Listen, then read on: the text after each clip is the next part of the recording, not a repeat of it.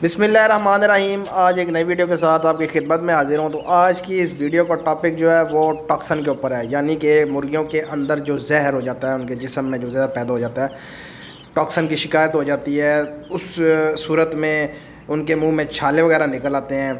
तो इस की क्या इलामात है, और टॉक्सन जब हो जाती है उनकी, तो हमारा जो ख़याल होता है, हमारा ख़याल उस तरफ चला जाता है कि हमने इनको एनडी नहीं की, आईबी नहीं की, जिस वजह से इनको ये बीमारी हो गई है। या उनके मुंह में छाले हो जाते हैं, तो फाउल पॉक्स की तरफ जो है ना हमारा जहन चला जाता है कि इनको फाउल पॉक्स की बीमारी हो गई है। तो इस हवाले से गाइड करूँगा कि टॉक्सन का क्या सीन होता है इसमें, और क्या इलामात होती हैं। और ज़रूरी नहीं कि एनडी और आईबी हो तो तभी जो है वो या फाउल पॉक्स हो तो आपके चिकन्स के मुंह में, आपके चिक्स के मुंह में जो है ना वो छाले वगैरह हों।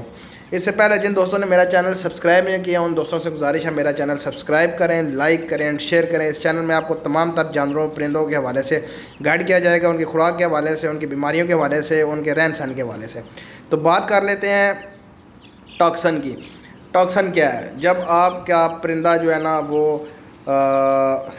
ढीला हो जाता है, बिल्कुल सुस्त हो जाता है, लागर सा हो जाता है, मतलब वो खाना पीना छोड़ देता है। और आप जब देखते हैं उसके मुंह में खोल के आप देखते हैं उसके मुंह के अंदर, तो उसके अंदर छाले वगैरह जो है ना उसके मुंह के अंदर नुमायाँ होते हैं।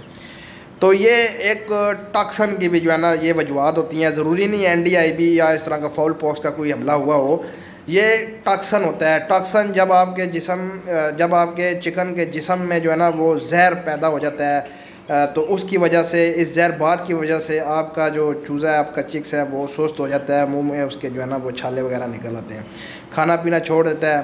तो फिर आपने उसका हल क्या करना है, उसका इलाज क्या करना है?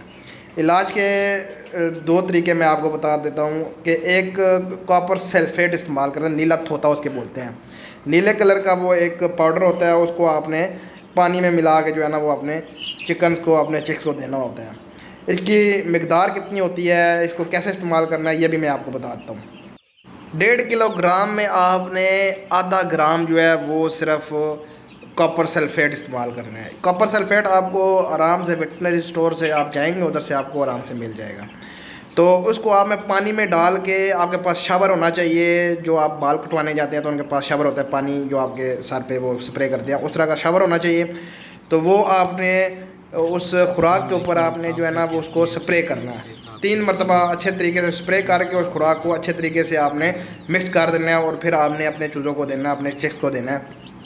तो इंशाल्लाह ये बीमारी जो है, ये सिस्टम जो टॉक्सन का है, ये दूर होना शुरू हो जाएगा। लेकिन ये जो डोज़ मैंने बताई है, इस डोज़ का आपने ख्याल रखना है और इसी हिसाब से आपने इस्तेमाल करना है, कम या ज़्यादा नहीं करना। अगर 3 किलो आप खुराक इस्तेमाल कर रहे हैं तो उसमें 1 ग्राम जो है ना वो आप कॉपर सल्फेट डाल सकते हैं।